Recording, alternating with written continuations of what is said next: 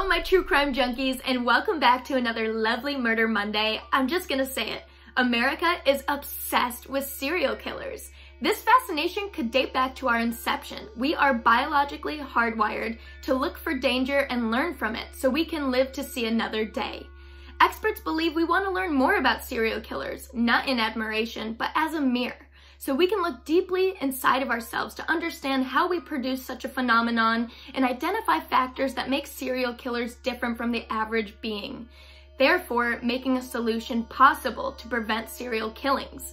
Today, we're going to discuss how modern-day society has made it easier for serial killers to thrive. So without further ado, let's jump in. In the United States, we house roughly 5% of the world's population. However, we also hold 67% of the world's documented serial killers.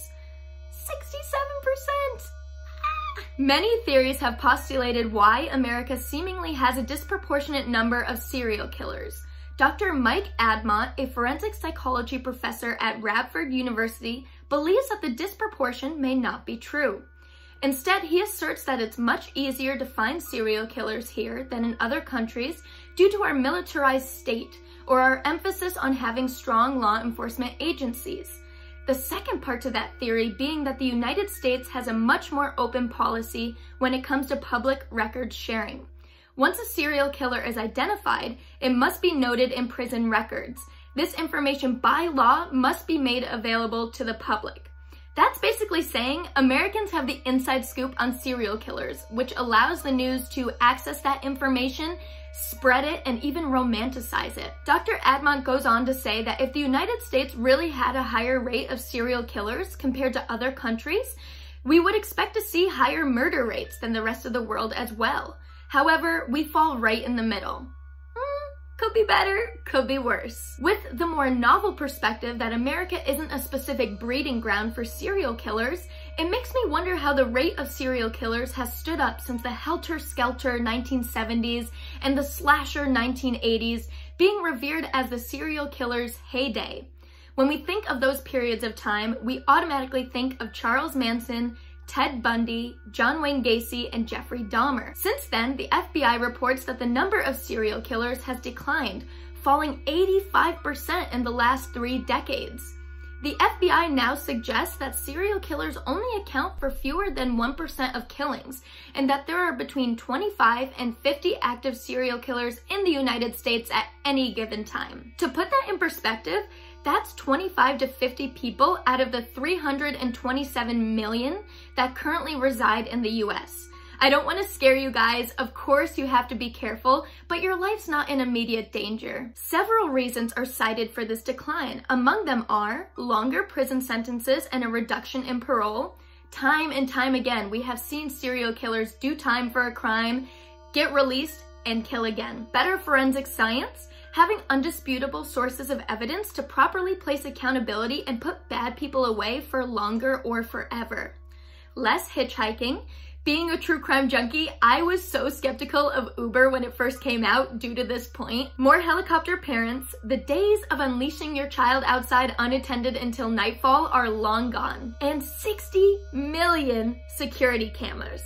My grandma always said that if you even steal a pack of gum, they'll catch you, which echoes the point that Uncle Sam is always watching. Even with the FBI's pretty picture that the presence of serial killers has decreased, the rate of solved murder cases has also declined. In 1965, the solve rate was 91%. By 2017, this figure had dropped to 61.6%, the lowest rate in the Western world. What is going on? In other words, about 40% of the time, murderers get away with murder.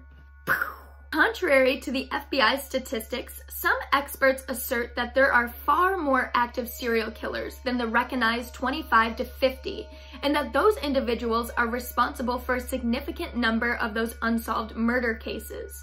One of them being Thomas Hargrove, founder of the Murder Accountability Project. The Murder Accountability Project is a nonprofit that examines how many unsolved murder cases are linked by DNA.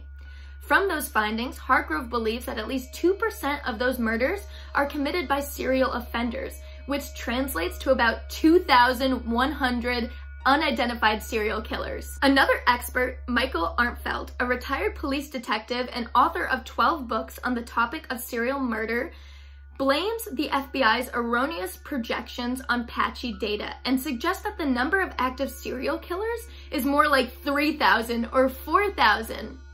Arntveld believes that these killers have benefited from the falling murder solve rate, which in turn he attributes to a handful of modern-day factors, including increased expertise. With the explosion of the internet and subsequent media, killers have studied other murderers' mistakes and know how to fool the cops, for example, by planting false evidence. Constrained resources. Detective salaries have remained stagnant, and as the value of the dollar has declined, they may be less qualified than their predecessors. For example, $1 in 1913 had the same buying power as $25 in 2018. Although technically detectives of the past and present are making the same salary, detectives back in the day were actually paid more due to a higher value of the dollar.